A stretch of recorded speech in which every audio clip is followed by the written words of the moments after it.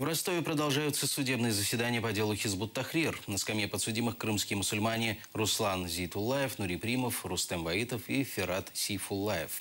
Их задержали в январе прошлого года в Севастополе. Вчера Северокавказский военный окружной суд зачитал обвинения крымским мусульманам.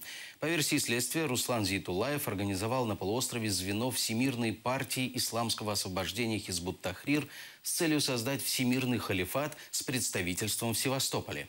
Нури Примов, Рустем Ваитов и Ферат Сейфуллаев якобы были последователями идеи Хизбут Тахрир, запрещенной в России.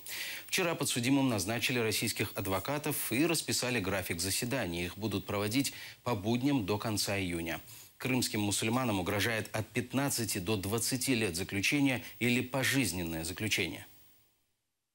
С 2005 года подсудимый Зиятуллаев являлся активным членом организации партии исламского освобождения.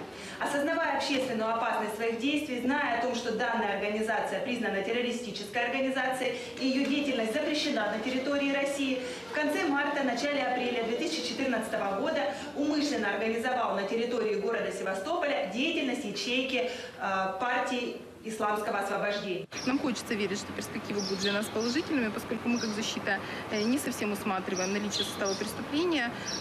Хочется верить, что все-таки нас услышат и наши подзащитные будут услышаны.